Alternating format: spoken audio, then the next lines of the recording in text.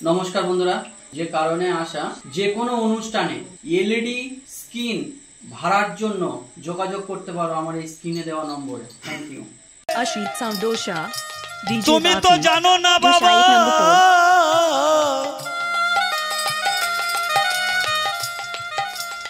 সবার এই উপরে মানুষ সত্য, তাহার এই উপরে নাই। তাই বলি রে ওরে মানুষ ভাই, আগে কর্ম করো তবে ফলের এই আশা করো।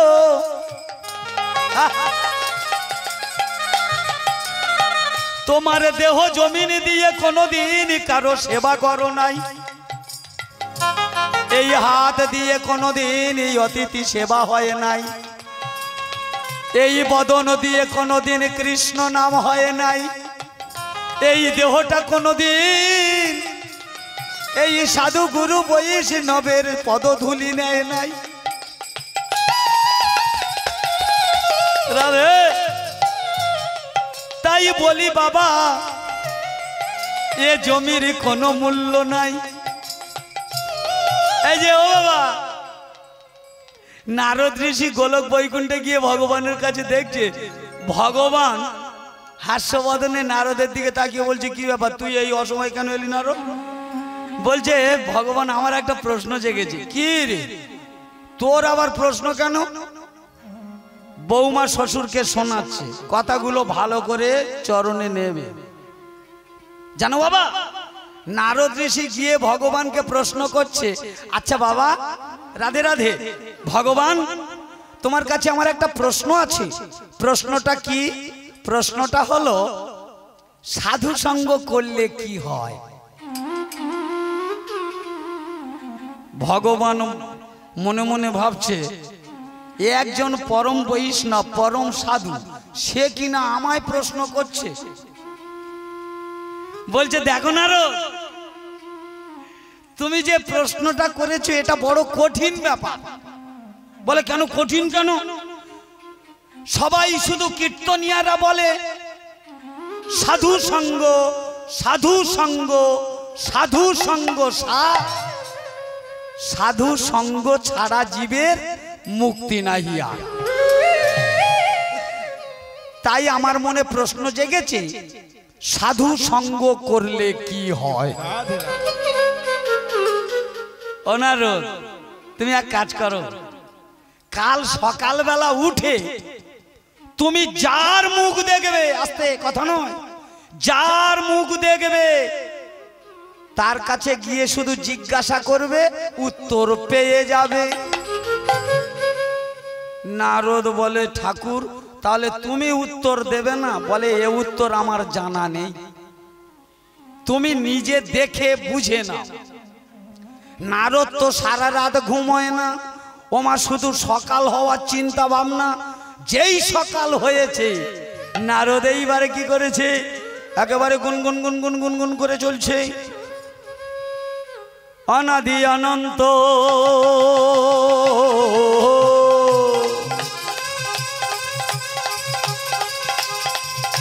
বেদাদি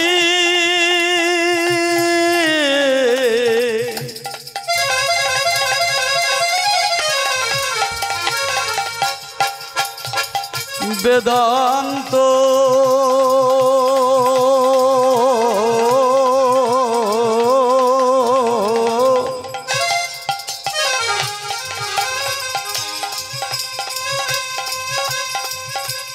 নিত নিরঞ্জন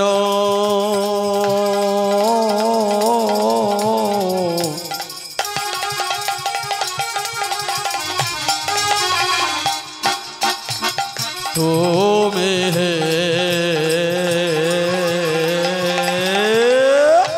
অনাদি অনন্ত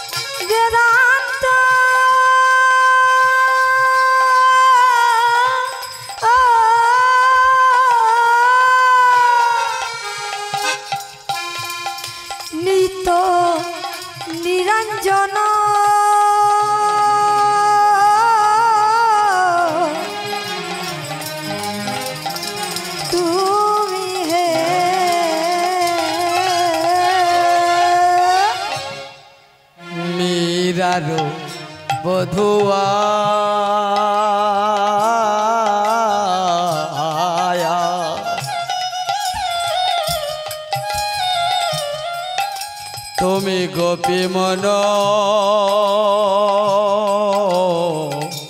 চোরা মীরার বধ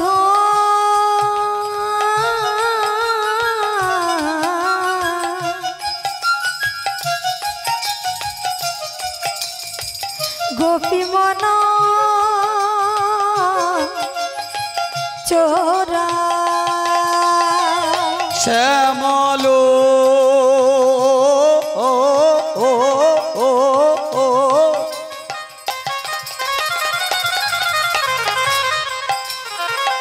বংশী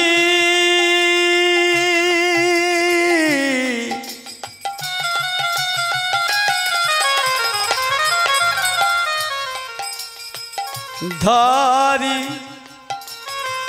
ধারি ধারি অনাদি অনন্ত নিতাই গৌর ব্রহ্মানন্দে হরি হরি বল। বেদাদি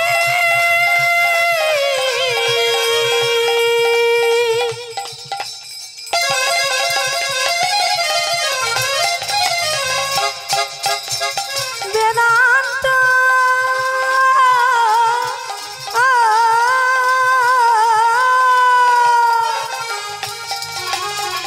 নিত্য নিরঞ্জন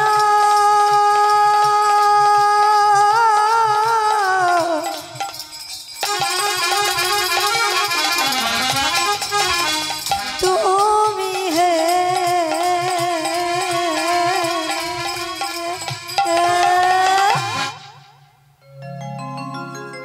রাস্তায় লোকজন নেই, আমি কত রাত্রে উঠেছি বুঝতে পারছি না তো। হ্যাঁ, কেউ নেই, শুধু আমি নাচছি, আমি গাইছি, সব তো ফাঁকা, পুরো ফাঁকা মাঠ। আমার সবে আস্তে আস্তে চতুর্দিকে ফাঁকা হচ্ছে গো। আর নারদ ওই ভগবানের নাম করতে করতে করতে করতে হঠাৎ একটা আম গাছের দিকে লক্ষ্য করল। চোখ দুটো আর বন্ধ হয় না তো, কারণ ভগবান বলেছে প্রথম যাকে দেখবে তাকেই জিজ্ঞাসা করবে। আম গাছের দিকে যেই তাকিয়েছে, মোটা আম গাছ, ওই মোটা আম গাছের একটা ছোট ডালের মধ্যে আস্তে আস্তে আস্তে আস্তে একটা ছোট্ট কাঠ বেড়ালি লেজটা তুলে সুসুর সুসুর করে নাড়ছে। যেই না কাঠ বিড়ালির লেজটা নড়ছে, নারদ মনে মনে ভাবে, হে ভগবান, কাকে আমি প্রথম দেখলাম রে, এ তো কথা বলতে পারে না, কিন্তু ভগবানের অর্ডার, জিজ্ঞাসা করতেই হবে। তাই কি করেছে জানো, কাঠবিড়ালিটার কাছে গিয়ে বলছে, এই কাঠবিড়ালি। যেই বলেছে, কাঠবিড়ালিটা দুটো হাত তুলে ডালের উপরে নারদকে মাথা নাড়িয়ে জিজ্ঞাসা করছে, কি বলছো? কাঠবিড়ালিকে নারদ জিজ্ঞাসা করছে, বলো সাধু সঙ্গ করলে কি হয়? মাগো যেই এই কথা বলেছে না, কাঠবিড়ালিটা সঙ্গে সঙ্গে ওই গাছের ডাল থেকে লাফ দিয়ে নারদের পায়ে পড়ে সঙ্গে সঙ্গে মারা গেল। নারদ বলে, এ কি ব্যাপার হলো? আমি ওকে জিজ্ঞাসা করলাম, আমার পায়ে পড়ে মারা গেল। ঠাকুর, হ্যাঁ নারদ বলো, এ কি ব্যাপার হলো? সারা রাত ঘুমাইনি আমি জিজ্ঞাসা করব বলে, কিন্তু কাঠবিড়ালির দেখা হলো, জিজ্ঞাসা করার সঙ্গে সঙ্গে কাঠবিড়ালিটা মারা গেল। ও নারদ, তুমি যদি এর উত্তর খুঁজতে চাও এখন আর হবে না। কেন? বলছে গুনে গুনে 1 বছর পর সকালবেলা উঠে যার মুখ দেখবে তাকে জিজ্ঞাসা করবে। 1 বছর ধরে নারদ শুধু গুনে গুনে যাচ্ছে, গুনে গুনে। যেই 1 বছর হয়ে গেছে, ভোরের বেলা নারদ রাস্তায় বেরিয়েছে। রাস্তায় বেরিয়ে যখনই তাকাচ্ছে না, হঠাৎ তাকাতে তাকাতে কানে একটা শব্দ ভেসে এলো, হাম্বে।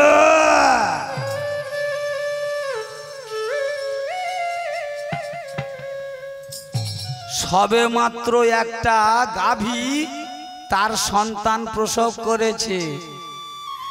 সেই গরুর বাচ্চাটার গায়ে লালা ভর্তি, সবে উঠে দাঁড়াচ্ছে পড়ে যাচ্ছে, উঠে দাঁড়াচ্ছে পড়ে যাচ্ছে।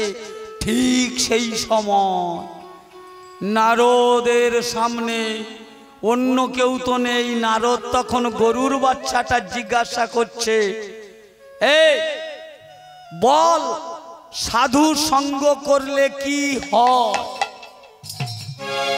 যেই ওই কথা বলেছে, সঙ্গে সঙ্গে গরুর বাচ্চাটা নারদের পায়ে পড়ে সেও সঙ্গে সঙ্গে মারা গেল। নারদ ভগবানের কাছে গিয়ে বলছে, তুমি 2টো খুন করালে আমার হাত দিয়ে, তুমি কি শেষে আমার খুনি বানাতে চাইছো? ব্যাপারটা কিরকম হলো? আমি যাকেই জিজ্ঞাসা করি সে মারা যায়। বলছে, নারদ, এবার 10 মাস 10 দিন পরে তুমি রাস্তায় বেরিয়ে যাকে দেখবে, একমাত্র তার কাছে জানতে পারবে সাধু সঙ্গের ফল কি। এই যে বাবা, তুমি শুনছো? বলে, বৌমা আমি কিছু বুঝতে পারছি না। কারণ বুঝবে কি করে? তুমি তো শুধু জমিদারি গুনেছো, তুমি তো তোমার বিষয় সম্পদ গুনে বেরিয়েছো, তুমি তো নিজেকে কোনোদিন গণনি। আমি কে, আমার কর্তব্য কি, সেটা তো তুমি গণনি। তোমার দেহতে কোনোদিন সাধু সঙ্গ স্পর্শ হয়নি। তারপর কি হলো বৌমা? তারপর কি হলো জানো? এমনি ভাবে কিছুদিন গত হয়ে গেল, এমনি ভাবে কিছুদিন গত হয়ে গেল, এমনি ভাবে কিছুদিন গত হয়ে গেল, আর এমনি ভাবে কিছুদিন গত হয়ে গেল। 10 মাসে 10 দিনে পথে যে নামিল, 10 মাস 10 দিনে পথে যে নামিল, 10 মাসে 10 দিনে পথে যে নামিল। 10 মাস 10 দিনে পথে যে নামিল। নারদ পথে নেমে লক্ষ্য করে দেখছে, হঠাৎ কানে শব্দ এলো, 1টা মাস হবে সন্তান প্রসব করেছে। নারদ বিরক্তি ভাবে ভাবলো, আবার সেই বাচ্চা।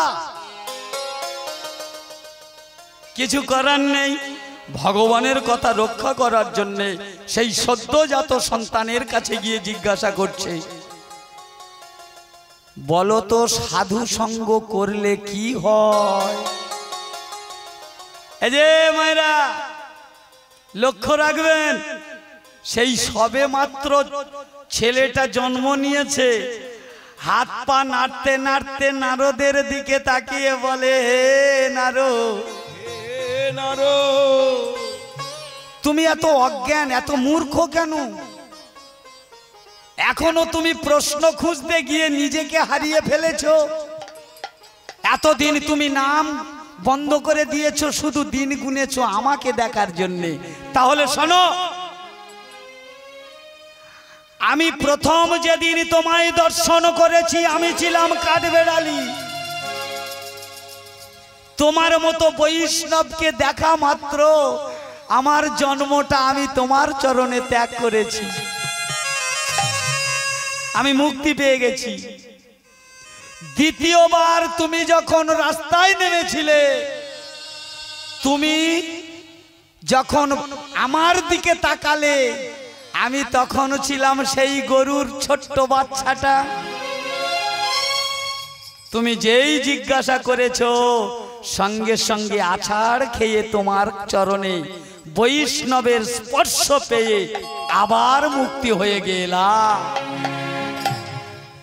আজকে আমি সেই গোজনম ত্যাগ করে এই বৈষ্ণবের স্পর্শে আজ আমি মায়ের গর্ভে জন্ম নিয়েছি। নিতাই গৌর হরি বল, হরি বল, হরি বল। তাই বলছে সাধু সঙ্গ, সাধু সঙ্গ, সাধু সঙ্গ সার, সাধু সঙ্গ বিনা কলির জীবের মুক্তি নাহি আর। জগতের গুরু জগন্নাথ তীর্থের গুরু কাশী, জগতের গুরু জগন্নাথ তীর্থের গুরু কাশী, জগতের গুরু জগন্নাথ তীর্থের গুরু কাশী, জগতের গুরু জগন্নাথ তীর্থের গুরু কাশী। বর্ণের গুরু ব্রাহ্মণ হয়, ব্রাহ্মণের গুরু সন্ন্যাসী, বর্ণের গুরু ব্রাহ্মণ হয়, ব্রাহ্মণের গুরু সন্ন্যাসী, বর্ণের গুরু ব্রাহ্মণ হয়, ব্রাহ্মণের গুরু সন্ন্যাসী, বর্ণের গুরু ব্রাহ্মণ হয়, ব্রাহ্মণের গুরু সন্ন্যাসী। গুরু খুঁজে দেখো না, গুরু খুঁজে দেখো না, সবাই গুরু খুঁজে দেখো না, গুরু খুঁজে দেখো না। যদি তুমি মুক্তি পাবে গুরু খুঁজে দেখো না, যদি তুমি মুক্তি পাবে গুরু খুঁজে দেখো না, ওগো যদি তুমি মুক্তি পাবে। গুরু খুঁজে দেখো না, নিতাই গৌর প্রেমানন্দ হরি হরি বল। গুরু খুঁজে দেখো না, গুরু খুঁজে দেখো না, যদি তুমি মুক্তি পাবে গুরু খুঁজে দেখো না। রাধা রানী কি, শ্যাম সুন্দর কি, গিরিধারী লাল কি। তাই বলছি বাবা, তুমি তো কোনোদিন সাধু সঙ্গ করনি, তাহলে তুমি ভক্তির পথটা কি করে জানবে? তোমার এই দেহ পচা জমিটাকে কি করে ফুলবাগান ফোটাবে? যখনই এই কথা বলেছে সঙ্গে সঙ্গে জমিদার বলে উঠল, মারে আজ থেকে আমার এই জমিদারির চাবিটা তোর হাতে তুলে দিলাম। আজ থেকে আমি ভিখারি আর তুই মা হলি জমিদার। যত সাধু গুরু বৈষ্ণব আসবে আজ থেকে অনায়াসে এই জমিদারি পয়সা আমি যা গুছিয়ে রেখেছি নিতাই গৌর হরি বল বলে বৈষ্ণব সেবায় লাগিয়ে দিবি। দেখবি নূতন বলে মনে হবে রে, নূতন বলে মনে হবে রে, তখন নূতন বলে মনে হবে রে, নূতন বলে মনে হবে রে। তাই শ্রীমতী রাধারানী ললিতাকে বলছে, ললিতা রে আমি যতবার প্রাণ গোবিন্দকে দেখি ততবার নূতন বলে মনে হয়। কেন নূতন বলে মনে হয়? স্বামী সে আবার স্বামী, আসামি তো আসামি, নতুন হয় কখন আর পুরনো হয় কখন? আরে বাবা, দেহের মধ্যে একটু আগে দাদা বলে যাচ্ছিল না, কারণ উনি পরম বৈষ্ণব মানুষ, ওনার চরণে অনন্ত কোটি দণ্ডবত। কথাগুলি খুব যুক্তিসঙ্গত, কারণ উনি বলে গেলেন, আপনারা তো শুনে গেলেন সবাই, অসাধুর মুখে হরিনাম শোনা মহাপাপ। কিন্তু একটা কথা আজও বুঝিনি, সাধু কোনটা আর অসাধু কোনটা।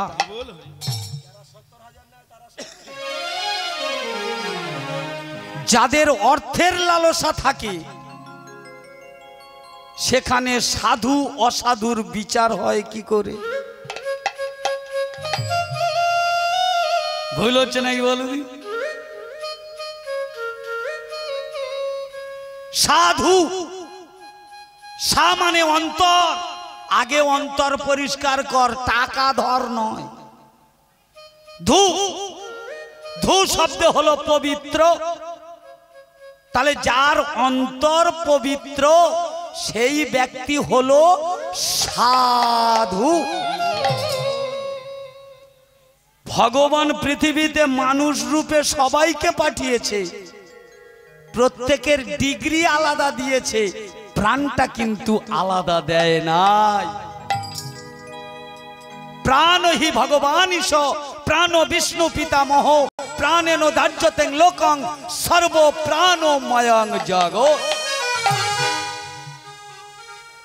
এখানে যদি সাধুর বিচার করা হয়, এখানে যদি বৈষ্ণবের বিচার করা হয়, এখানে যত জন আছে এরা সবাই সাধু এরা সবাই গুরু, এরা সবাই বৈষ্ণব। যদি বলেন অশোক আমি কোনোদিন ঠাকুরের ডাকিনি, বাবা রে না জেনে কপালে হাত ঠেকিয়েছিস তো, রাধে এটাই তো তার কাছে সম্মান। হেলায় হোক আর ঠেলায় হোক, ঠাকুর দেখতে পায় না, এই যে ঠাকুর নামটা নিয়েছিস তো এটা অন্তর পবিত্র থাকলে তবে তো আসে। ওরে দিন তোর আনন্দে যাবে, হ্যাঁ ভজরে গুরু না রাধে। ওরে গুরু মাতা গুরু পিতা রাধে। গুরু ভগবান, ওরে দিন তোর আনন্দে যাবে ভজরে গুরু নাম, দিন তোর আনন্দে যাবে ভজরে গুরু নাম, গুরু মাতা গুরু পিতা গুরু ভগবান, তোর আনন্দে যাবে ভজে গুরু নাম, ভজে গুরু নাম, গুরু মাতা গুরু পিতা গুরু ভগবান।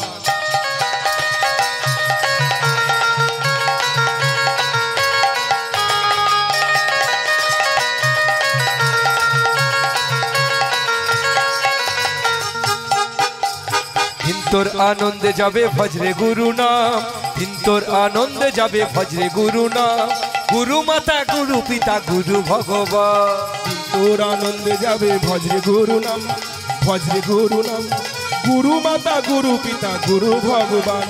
গুরু মাতা গুরু পিতা গুরু ভগবান, গুরু আবার শ্রীকৃষ্ণ সর্বশক্তিমান, গুরু মাতা গুরু পিতা গুরু ভগবান, জগৎ গুরু শ্রীকৃষ্ণ সর্বশক্তিমান। দিন তোর আনন্দে যাবে ভজরে গুরু নাম, দিন তোর আনন্দে যাবে ভজরে গুরু নাম, গুরু মাতা গুরু পিতা গুরু ভগবান, তোর আনন্দে যাবে ভজরে গুরু নাম, দিন তোর আনন্দে যাবে ভজরে নিতাই গৌর ব্রহ্মানন্দে হরি হরি বল। গুরু ভগবান, গুরু মাতা গুরু পিতা গুরু ভগবান। রাধা রানী কি, শ্যাম সুন্দর কি, গিরিধারী লাল কি। ঘুম পাচ্ছে কি? রাধে রাধে। তবে আপনারা এই যে এত রাতে এই অধমের মুখের দিকে তাকিয়ে বসে আছেন, এটা আমার পরম সৌভাগ্য। নিজেকে কৃতার্থ বলে মনে করি।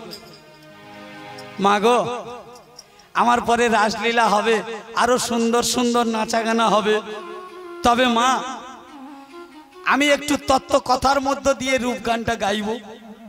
ভগবানের রূপটা কেমন শ্রীমতী রাধা রানী সখীদের কাছে বলছে, জানিস ললিতা, যতবার দেখি নূতন বলে মনে হয়।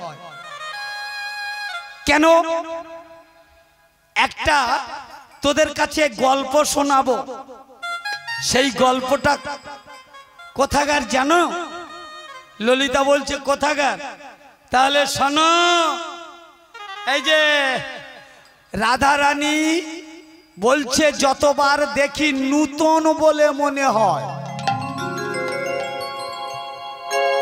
ললিতা বিশ্বাস করছে না, তাই রাধা রানী বলছে তাহলে শোন, কখন নূতন বলে মনে হয়। ভক্তমণ্ডলী, ভক্তিমতী মায়েরা, ওগো সুর সেন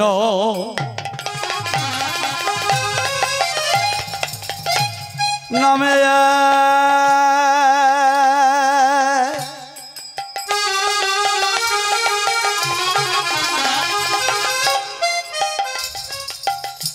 ছিল যে রাজো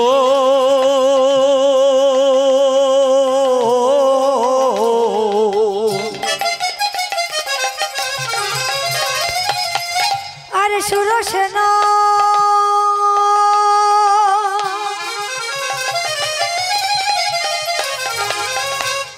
নামে হরিবল হরিবল। ছিল যে রাজা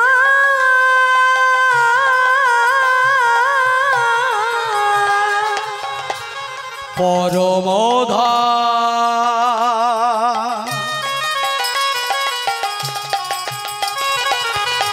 ধার্মিক রাজা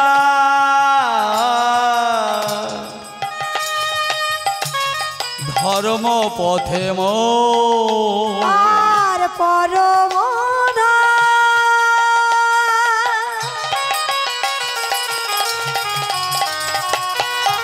ধার্মিক রাজা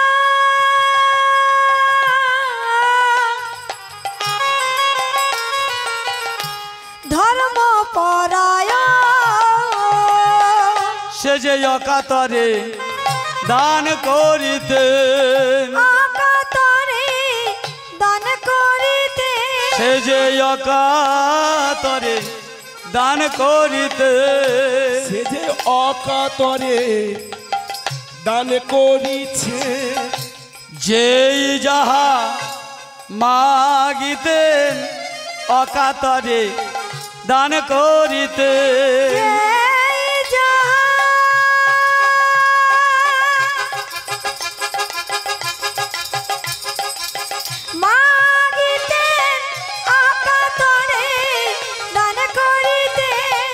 রাধে রাধে। এই যে মায়েরা, খুব একটা সুন্দর কাহিনী আপনাদের সামনে তুলে ধরেছি, তবে এটা যেখানে সেখানে পাবেন না। আজকে একটা নতুন কাহিনী আপনাদের সামনে তুলে ধরেছি, শুনতে থাকুন, খুব ভালো লাগবে। সুরসেন নামে একজন রাজা ছিল, আর সেই রাজা পরম ধার্মিক ছিল, কিন্তু রাজার মনে শান্তি ছিল না। আস্তে আস্তে আস্তে কথা নয়, রাজার মনে শান্তি ছিল না। কেন না, রাজা মশাই সব থেকে সুখী ছিলেন, দুঃখের মধ্যে ছিল না তাদের একটা সন্তান। রাজা একদিন ঠাকুর মন্দিরে গিয়ে রানী মাকে নিয়ে কাঁদছে আর বলছে, গোবিন্দ, সারা জীবন যে যেমন ভাবে চেয়ে গেছে, আমি নিজের দিকে তাকালাম না, সবাইকে আমি দিয়ে গেছি, কিন্তু আমি যে চলে যাব, আমার যাওয়ার পূর্বে এই রাজদণ্ডটা ধরার মতো তুমি একজনকে দিলে না ঠাকুর। রানীমা বলে উঠল, মা বলা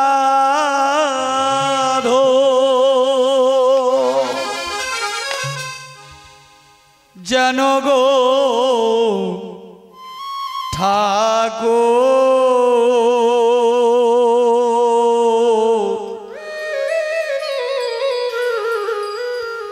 যেন আমি কোলে পাই, যেন আমি কোলে পাই। মা বলা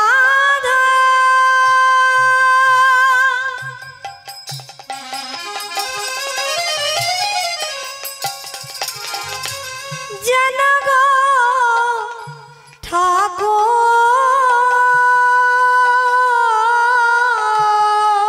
তোমার কাছে আর কিচ্ছু চাই না, যেন আমি কোলে পাই, যেন আমি কোলে পাই। কি অপরাধ করেছি ঠাকুর, কি অপরাধ করেছি ঠাকুর, যেন আমি কোলে পাই, যেন আমি কোলে পাই। মা বলা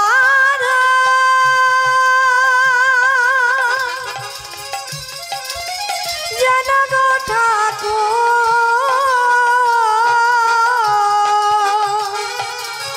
যেন আমি কোলে পাই, যেন আমি কোলে পাই। আপনারা গীতার শ্লোক তো পড়েছেন, জানেন, বোঝেন, শোনেন। হ্যাঁ, যে যথামাং প্রবদ্ধন্তে তাং তথৈব ভজমাহম মম বর্তানুবর্তন্তে মনুষ্যা পার্থ স্বরূপ। গীতায় বলে গেলেন, যে যেমন ভাবে চায় আমি তাকে সেইভাবে ফল দিয়ে থাকি। অর্জুন, তবে নেওয়ার মতো ক্ষমতাটা তার থাকা চাই।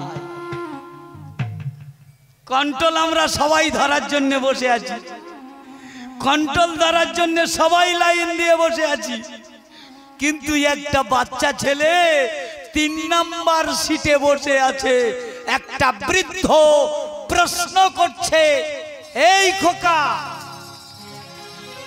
তুই 3 নাম্বার লাইনে কেন? সেই ছেলেটা বলে, বাবাজি, দোকান যদি খুলতে হয় সকাল সকাল খোলা ভালো,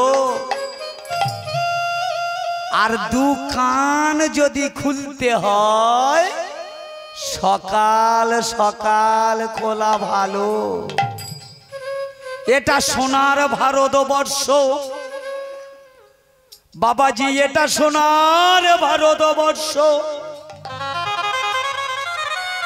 না না না,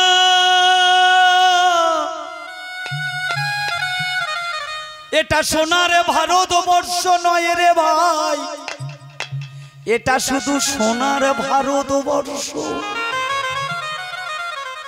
এটা হলো সোনার ভারতবর্ষ। গুরুর কাছে শুনতে হবে, তবে তো জানতে পারবে মনুষ্য জীবনটা কি। মেয়েটা যেই বলেছে, ভগবান তুমি আমায় একটা সন্তান দাও, চোখের জলটা যেই পড়ল না, ভগবানের কৃপা হলো। মায়েরা, আপনাদের জন্য পালা গাইছি, মন দিয়ে শুনবেন। এখানে এটা কোনো গায়ক এখনো আলোচনা করেনি, তবে মন দিয়ে শুনতে হবে। বাবুরা দল অনেক আনছে, আজকে নতুন কাহিনী আপনাদের জন্য। এমনি ভাবে কিছুদিন গত হয়ে গেল, এমনি ভাবে কিছুদিন গত হয়ে গেল, এমনি ভাবে কিছুদিন গত হয়ে গেল। এমনি ভাবে কিছুদিন গত হয়ে গেল। 10 মাসে 10 দিনে পুত্র প্রসবিল, 10 মাস 10 দিনে পুত্র প্রসবিল। 10 মাস 10 দিনে পুত্র প্রসবিল। 10 মাস 10 দিনে পুত্র প্রসবিল। রাজামশার কাছে খবর গেল, মহারাজ মহারাজ, আপনার একটি সন্তান হয়েছে। রাজা আনন্দে আত্মহারা হয়ে ছুটতে ছুটতে ছুটতে ছুটতে যখন এই সুতিকা ঘরে এসে দাঁড়িয়েছে, তাকিয়েই বলে উঠল, রত্নমালা রত্নমালা,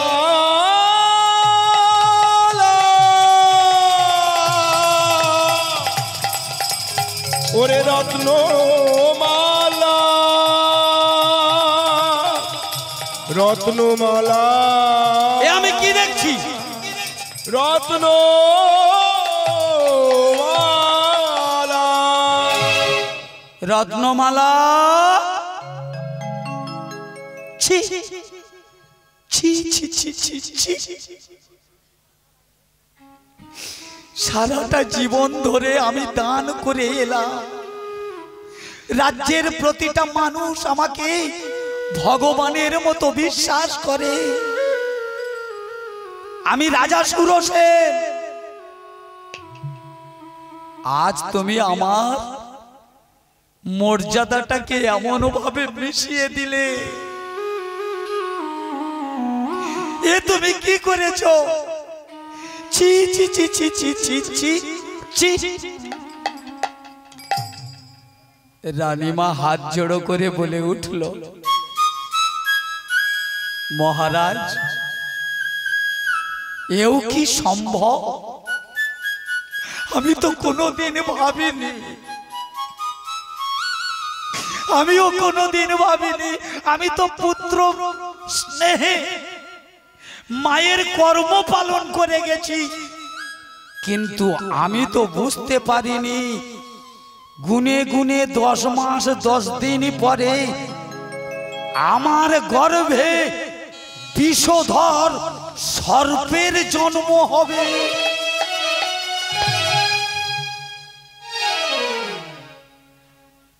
মহারাজ, আপনি এখন আপনি আমাকে বলে দিন, আমি কি করব? ফেলে দাও, ফেলে দাও সাপটাকে। যখনই বলেছে ফেলে দাও, ওই সাপটা না দুলতে দুলতে দুলতে দুলতে মায়ের আঁচলের মধ্যে লুকাতে চাইছে।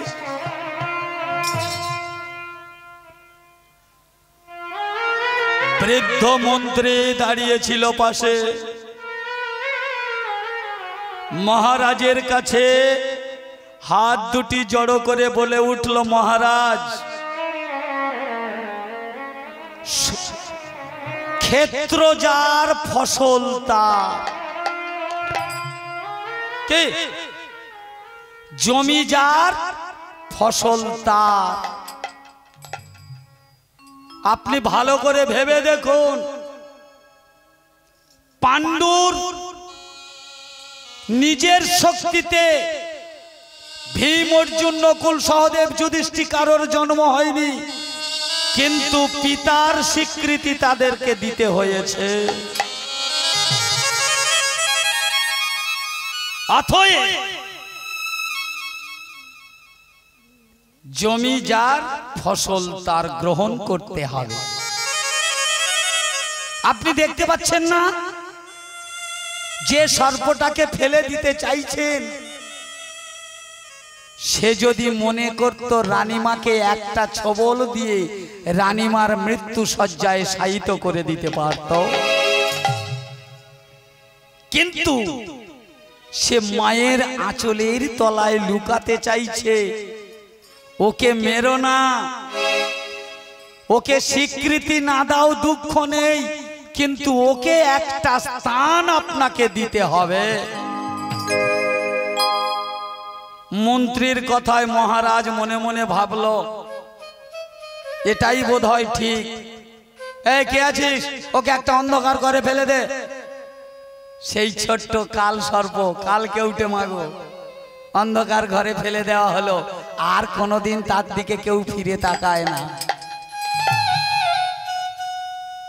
দেখতে দেখতে দেখতে দেখতে দেখতে দেখতে 6টা মাস হয়ে গেছে। শুধুমাত্র একটু করে দুধের বাটি নিয়ে কোনো একজন চাকর গিয়ে দিয়ে দেয়। কেউ দেখেনি সাপটার দিকে। তো একটা ছোট্ট শিশু, তাকে অল্পতে সন্তুষ্ট করা যায়, কিন্তু যত দিন বাড়বে তার কি আর অল্পতে সন্তুষ্ট হয় গো? দেখতে দেখতে 6 মাস বয়স হয়ে গেছে। সেই সাপটা চোখের জলে ভেসে যায়। রাজামশাই মনের অজান্তে সেই সাপের ঘরের দিকে এসে কিছু একটা চিন্তা করছে। হঠাৎ কানে শব্দ ভেসে এলো। একটা মধুর কণ্ঠ শুনতে পেল। ও গো ভগবান, কে? তুমি কি পাশা?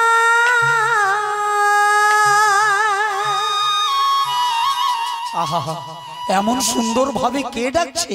এত ডাকি তোমার দয়া হয় না?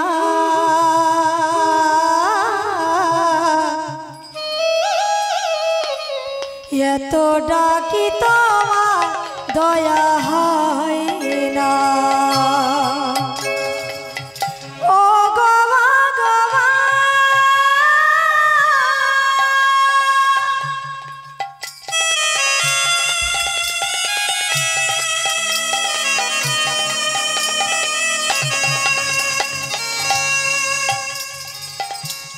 এত ডাকি তোমার কৃপা হয় না?